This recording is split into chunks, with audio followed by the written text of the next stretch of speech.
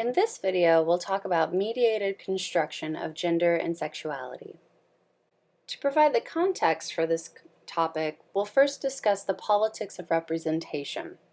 So, when thinking about the general target audience for mainstream media, they take a normative point of view. So, there was an assumption for a very long time that the target audience for mainstream media was white, male, middle to upper class, heterosexual people. And when we think about that, that's very problematic, right? The majority of people in the United States is women. There's a large population of non-white people in our country. So if that's who the imagined target audience for a typical show is, then that's problematic. What that creates is a sense of division in target audiences, a feeling of us versus them.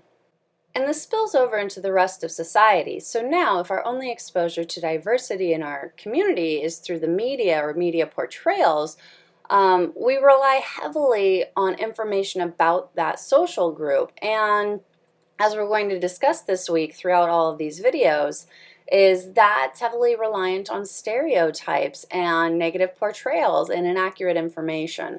So the reason behind this, though, is that this normative point of view is used to reassure mainstream audiences of stability of master narratives. So these hegemonic narratives, like we discussed last week in our analytical tools videos. So this idea that mainstream media narratives, stories, depictions are really kind of used as a tool to reinforce the status quo or to reinforce dominant ideologies. The exception, of course, is the consumer buying power of emerging identity-based markets. So in the year 2016, we see that more and more there are shows catered towards women, more and more there are shows catered towards African American populations, more and more there are shows catered towards LGBTQ populations, and primarily that's market driven, so that advertisers can reach a certain niche of a target audience. But when we take a step back and look at the mainstream dominant narratives that are still being projected in our society, we see that it's still supporting very much the status quo ideas of our country. Now, when thinking about identity politics within the politics of representation sphere, we have to have a conversation about sex versus gender first. So this is a difference between physiology and psychology, sex being determined by our reproductive organs and gender being learned or socially constructed. These definitions can be problematic, though. If we determine our sex based on our reproductive organs, that's not always accurate. We do have at least a third category of biological sex that's now known as intersex in our society, that our society, from a normative standpoint, still doesn't fully accept. And we see this, right? We see this with our bathroom choices in life. You get male or female. You don't get anything in between, and even that's starting to change with the transgender rights movement. We're starting to see more options available for people. But the second idea is what I really want to focus more on, is the idea that gender is learned, or gender is constructed through our culture, through our interactions in society.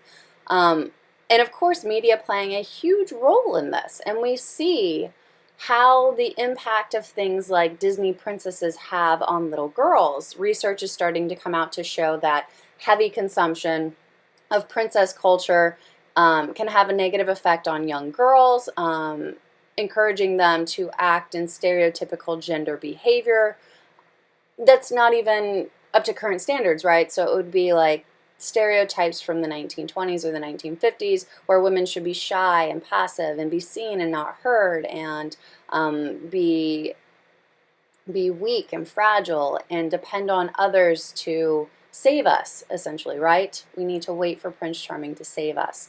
That's one example of how gender is learned.